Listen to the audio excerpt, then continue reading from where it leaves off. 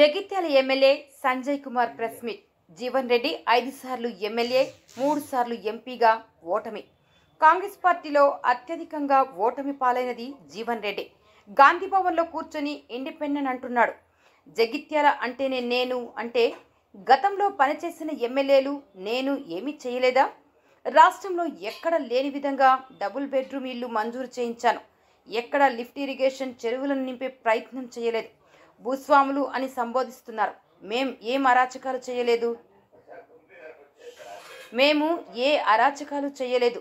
మమ్మల్ని ఎవరూ చంపలేదు. మేము ఊరు విడిచి వెళ్ళలేదు.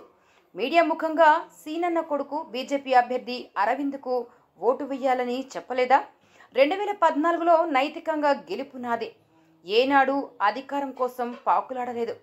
ఇదే చివరిసారి అని చెబితే గెలిపించారు. 2018లో ప్రజలు నన్ను కుటుంబ సభ్యుడిగా అనుకొని భారీ మెజారిటీతో గెలిపించారు.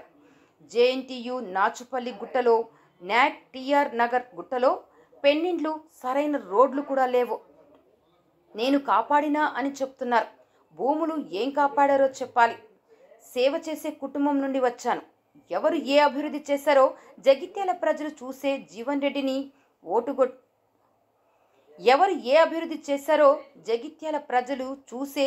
రెడ్డిని ఓడగొట్టారు. నన్ను గెలిపించారు.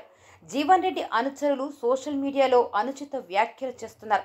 నేను అలాంటి వాటిని సహించను. సహనం కోల్పోయి జీవన్ రెడ్డి మాట్లాడుతున్నారు. ప్రజలు ఒప్పుకోరు. ఎమ్మెల్యేగా ఓడిపోయినా కూడా ఎంపీ ఎన్నికల్లో ఓటమి పాలయ్యారు. రాష్ట్ర దేశ అభివృద్ధికి సలహాలు ఇవ్వండి. హుందాతనం కోల్పోవద్దు. ఈ కార్యక్రమంలో కొలగురు దామోదర్ రావు, అబ్దుల్ ఖాదర్, ముజాహిద్, గిరి, నాగభూషణం, అడవుల జ్యోతి, లక్ష్మణ్, గుర్రాల రాజేందర్ రెడ్డి, నక్కల రవీందర్ రెడ్డి, గోలి శ్రీనివాస్, కోలా శ్రీనివాస్, గన్నె రాజిరెడ్డి, ముస్కు నారాయణ రెడ్డి, సోలు సురేందర్, దాసరి ప్రవీణ్, అల్లె గంగసాగర్, క్యాదస్ నవీన్, ములుసూపు మహేష్, శ్రీరామ్, భిక్షపతి, శరత్ రావు, ముఖిత్, వంశీ, బాబు, అజాజ్, శ్రీనివాస్, రవిశంకర్, శేఖర్, శ్రీకాంత్, అంజన్న, అంజిరెడ్డి, నాయకులు తదితరులు పాల్గొన్నారు. జగిత్యాల అభివృద్ధి గురించి నాకే తెలుసు. నేనే చేసినా కూడా నేను మాట్లాడుతాను. అంటే మేము ఏం చేయలేదా? నేను 2 సార్లు గెలిచిన, 2 సార్లు 10 సంవత్సరాలు గెలిచి ఏం చేయలేదు. నేను 10 సంవత్సరాలు ఎక్కడ నేను రాజకీయాల్లో టీఆర్ఎస్ పార్టీలో పోయి పట్టణంలో చేసిన. నేను గెలిచింది 18 చివరిలో. ఏడాది కాగానే కరోనా వచ్చింది. ఉన్నంత సమయంలో మన రాష్ట్రంలో ఎక్కడ డబల్ బెడ్రూమ్ డెఫినెట్గా ముందుండి కట్టించింది. చెప్పిన అప్పుడున్న ప్రభుత్వం పెద్దలు ఇచ్చారు. అప్పుడప్పుడు ఇవ్వాలంటారు. వాళ్ళు ఇచ్చారు, నువ్వేం చేసావు అంటే మరి పక్కన ఎందుకు కట్టలేదు? మరి అదేవిధంగా ప్రభుత్వ విధానాలు ఏమంటే అవి తీసుకొని ముందరికి పోతాం. అప్పుడున్న ప్రభుత్వ విధానాలు చెరువులు ఈ టైంలో కూడా జల యజ్ఞం చేసింది. అని మీరు ఎందుకు అంతగా చెరువులు నింపాలి? ఓ లిఫ్ట్ పెట్టి ఓ చెరువుకి వెళ్ళి నాచకులు చదివే పేదవాళ్ళు ఉంటారు. కరీంనగర్ రోడ్ ఇప్పుడు బొబ్బర్ అయిపోయింది. రోడ్ల మంత్రి ఎందుకే వైఎస్ రాజశేఖర రెడ్డితో పోటీ పడ్డ అభివృద్ధిలో ఏం పోటీ పడ్డారు? అప్పుడు కేసీఆర్ గారి మీద నిలబడితే అప్పుడు జేఎన్టీ అవి వచ్చినాయి. అలా వాళ్ళకి డౌట్ ఏం లేదు. మీ టైంలో వచ్చినాయి. నా టైంలో వస్తేనే అప్పుడప్పుడు లేదా ముఖ్యమంత్రి ఇచ్చినటువంటి ఇక్కడ మీ టైంలో వచ్చినాయి. రాజశేఖర రెడ్డి గారు ఇచ్చిన అప్పుడు ముఖ్యమంత్రి నేను ఒప్పుకుంటాను. కానీ తీసుకుపోయి పెట్టింది అక్కడ. కానీ పులివెందులో మీరు చూసి జీవన్ రెడ్డి గారు ఎట్లా చూస్తుంటారు? నేను కూడా చూస్తున్నాను. మదనపల్లి ఎక్స్ఎమ్మెల్యే నా ఫ్రెండ్ వైఎస్ఆర్సీ దేశాధిపతి నా దగ్గర పోతూ అదే దారిలో పోయినా. నాకు నాగలోకం తేడా ఉంటుంది. మన జగిత్యాల పులివెందుల రోడ్డు. మీ రోడ్ల మంత్రిగా ఇలా కరీంనగర్ రోడ్ అని 4 లైన్లు లేదు. గాంధీనగర్ హైవే ఒకటేసారి గెలిచిన. కేంద్ర ప్రభుత్వం 10 రోజులు ఉంటే అధికారులను పట్టుకుని చేసినా. మన ఎంపీ గారి దగ్గర పోయినా రిక్వెస్ట్ చేసినా. ఈ పత్రికా ముఖంగా చెప్తున్నా వారి సహకారంతో ఈ విధంగా వారు కూడా రికమెండ్. ఇలా తిప్పలపేట రోడ్డు కూడా మెల్లగా చేస్తున్నాం. 4 లైన్ అయితే ఉంది. ఎస్టిమేట్స్ రెడీ అవుతుంది. చెట్లు అయింది, ఎన్యూమరేషన్ అవుతుంది. Forest department clearance, water pipe line shifting plan చేస్తున్నాం. మరి మీరు ఎందుకు చేయలేదు? ఎంతమంది తెచ్చుకుంటాం? ఏమన్నా బైపాస్ రోడ్ చేశాం. బైపాస్ రోడ్ సానామార్తి గారు పైప్ లైన్ చేశాం. దేశాయ గారు చెప్పినప్పుడు ఇంత కాంగ్రెస్ వచ్చింది. మీరు పీక్ రోడ్ అది కూడా మొత్తం చేయలే కదా.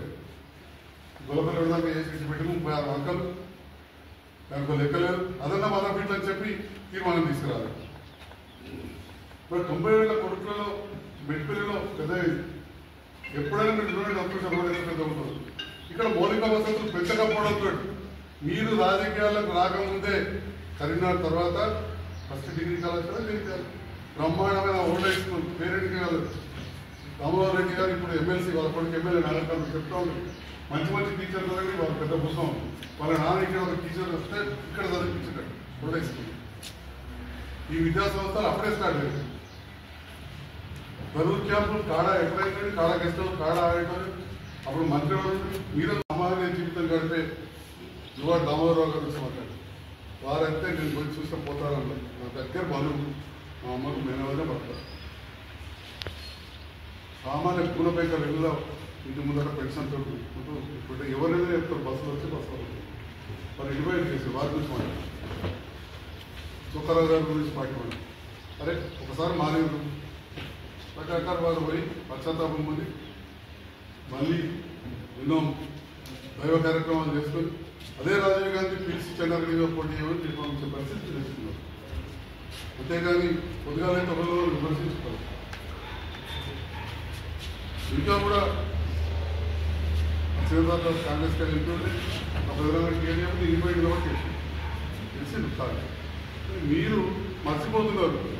ఇదే మీడియా ముందు చెప్పారు కదా సీనన్న కొడుకు అని చెప్పి నేను గడవటే అని చెప్పి కాంగ్రెస్ నుండి బద్ద శత్రువు పొద్దుగా లేస్తే భారతీయ జనతా పార్టీకి కాంగ్రెస్ బద్ద వైరుధ్యం బీజేపీ అభ్యర్థి సీనన్న కొడుకు ఏమన్నా అని చెప్పి మీరు ప్రెస్కే చెప్పారు. అందరు విన్నారు. మీటింగ్లో చెప్పారు సీనన్న కొడుకు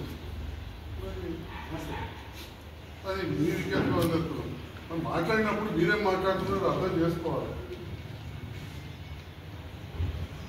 ఇవాళ జగిత్యాల ప్రజలు దాదాపు అన్ని గ్రామాలలో 18లో 40 పట్టణాల్లో మీరు కొద్ది ఓట్లతో ఓడిపోయినప్పుడు కూడా జగిత్యాల పట్టణంలో చుట్టుపక్కల గ్రామాల్లో నాకు మెజార్టీ తెచ్చింది శివరెడ్డి గారు. మీరు గెలిచింది ఉగ్గార నియోజకవర్గం ఏదైతే ఢిల్లీ ఉద్దేశంలో కలిసిందో రత్నాకరరావు గారు ప్రాతినిధ్యం వహించిన ప్రాంతం గతంలో రాయికల్ బీర్పూర్ సరంగాపూర్ గుప్తా అంతటి నేను గెలిచింది. జగిత్యాల ప్రాంత ప్రజలు మీకు ఓట్లేదు. పట్టణాల్లో కూడా నాకేసింది. నైతికంగా నాదే గెలుపు. కానీ నేను ఎన్నాడు కూడా ఎన్నాడు మాట్లాడలేదు. జీవన్రెడ్డి గారే వెళ్ళాడు. 1-2 సార్లు 1-2 మీటింగ్లలో చిన్న మీటింగ్లలో స్టేజ్ మీద పోయినా తప్ప ఏనాడు కూడా నేను బయట అక్కడ కూర్చునేవాడిని. అప్పుడు ప్రభుత్వం వచ్చి ఇప్పుడు ఎంపీలు మంత్రులు వస్తాయి. ఈనాడు కూడా స్టేజ్లో అఫీషియల్ ప్రోగ్రామ్ పోయి ఆర్భాటాలు చేయలేదు.